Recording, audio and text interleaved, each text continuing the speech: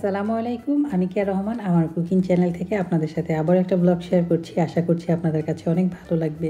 প্রতিদিনের সকালের মতো আজকে সকালটা শুরু হয়েছে। সকালে উঠে আমি প্রতিদিন গাছে পানি দিই। প্রতি বছরই সামারে আমি টুকটাক সবজি লাগাই। আমার ভালো লাগে আসলে সবজি গাছ লাগাইতে। যদিও এই বছর আসলে সবজি খুব একটা ভালো হয় নাই, তারপরেও আসলে যতটুকু হয়েছে এতেই আমি অনেক খুশি। যে হাতে লাগানো সবজি একদিন আসলে রান্না করলে অনেক ভালো লাগে। আমার তো আসলে অনেক খুশি লাগে, একটা অন্যরকম আনন্দ কাজ করে। তো এখান থেকে লাল শাক আসলে কয়েকদিনই খাওয়া হয়েছে। কিছু বিলাতি ধনে পাতা লাগাইছিলাম, সেটাও হইতেছে। আর এইদিকে কিছু বেগুনও ধরতেছে। আমার মায়ের সাথে যখন কথা হয় আমি আমার মাকে আমার ছোট্ট বাগানগুলা দেখাই। তো মা আসলে এই গাছগুলা দেখে বলে যে আমি দেশে থেকে আসলে এত সুন্দর বাগান করতে পারি না, তুমি বিদেশের মাটিতে কত সুন্দর বাগান করছো। আরো অনেক ধরনের গাছ লাগাইছি, গাছগুলো আসলে এখন পর্যন্ত বড় হয় নাই, যদি বড় হয় তখন আপনাদের সাথে শেয়ার করব গাছগুলা। আজকে আসলে আপনাদের ভাইয়া ছিল ছুটির দিন, তো আজকে সকালে আবার তার একটু ইম্পর্টেন্ট কাজও ছিল, তো সেই কাজটা করার জন্য বের হয়েছিল। তার ফ্রেন্ড আবার তাকে অনেকগুলো টমেটো ধরাই দিছে হাতে। এর সাথে আবার দেখলাম কিছু বোম্বাই মরিচও দিয়ে দিচ্ছে। একদমই গাছের টাটকা ফ্রেশ টমেটোগুলা ছিল, সাথে মরিচগুলো একদমই টাটকা ছিল। সকালে আসলে দেখছিলাম আপনার ভাইয়াকে অনেকবার ফোন দিতেছিল তার ফ্রেন্ড, তাকে আসলে তার বাগানটা দেখার জন্য যাইতে বলছিল। তারপরে যে হাঁটতে হাঁটতে আপনার ভাইয়া চলে গেছে, তারপরে তাকে সুন্দর মতো কিছু সবজি দিয়ে দিল। আর এই জিনিসটা আমার অনেক ভালো লাগে, নিচে যখন সবজি লাগাই, যখন সবাইকে দেই খুবই ভালো লাগে, খুব আনন্দ লাগে। তো আজকে যেহেতু ছুটির দিন ছিল, ছুটির দিন মানে আমার ঘরে হয়তো বা বিরিয়ানি, হয়তো বা পোলাও, এই টাইপের খাবারগুলো আর কি চলে। আর ভাইয়া কিন্তু আরও কিছু বাজার নিয়ে আসছিল কিনে, তো সেইগুলো আর কি খাওয়া দাওয়া শেষ করে গুছাই নিব। তো আপনাদের ভাই হঠাৎ করে আবার বললো যে সে একটু বাইরেও যাবে আমাদেরকে নিয়ে ঘুরতে। তো বাঙালি সুপার শপে গেছিলো, সেখানে কিছু আম পাইছে, তো আম নিয়ে আসছে। আমগুলার চেহারা একদমই সুন্দর না, তবে খেতে খুব ভালো ছিল আমগুলা।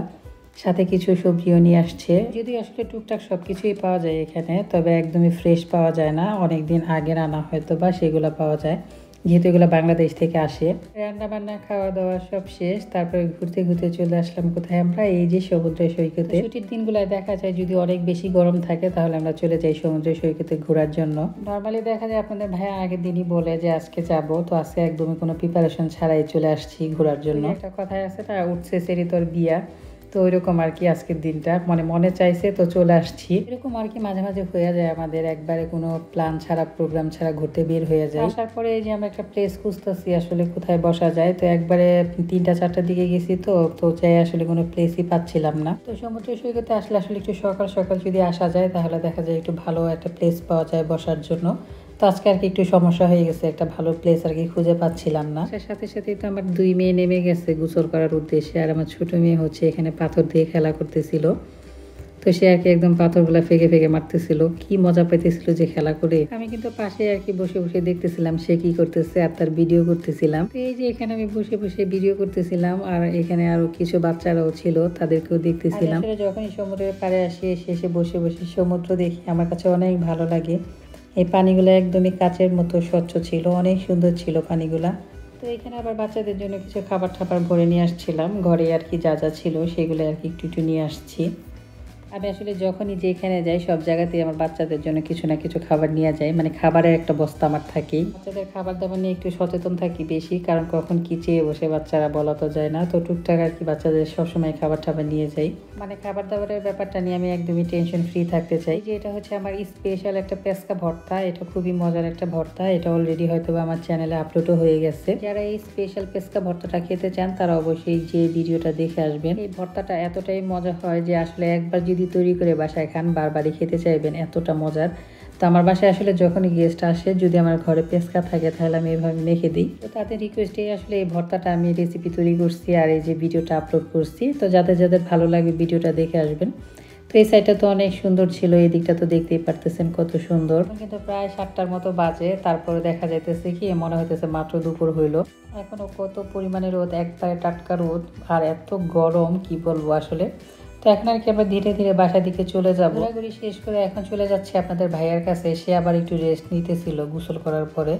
এসে দেখি সে ঘুমিয়ে আসতেছে। যে মানুষটাকে আমি কত শান্তিতে রাখছি, যে এখানে যাই সেখানে যাই ঘুমাইসা পড়ে দেখি, আর আমি চিন্তা করি আমি আসলে কতটা ভালো মানুষ, আমি এত ভালো দেখে সে এত নিশ্চিন্তে ঘুম আসতে পারে। তো নিজের একটু প্রশংসা করে ফেললাম, বদনাম করার তো অনেক লোক আছে, প্রশংসা করার তো কোনো লোক নাই, তাই নিজের প্রশংসা নিজেই করলাম। তারপরে বাসায় চলে আসলাম, বাসায় চলে এসে বাচ্চাদের জন্য আবার একটু নাস্তাও তৈরি করতেছিলাম একবারে বিকেলের দিকে। বিকেল বলতে আসলে এখন প্রায় 8টা সাড়ে 8টার মতো বাজে। তো সামারে কিন্তু আসলে দিন অনেক বড় থাকে, প্রায় 9টা বেজে যায়, তারপর আর কি রাত হয়।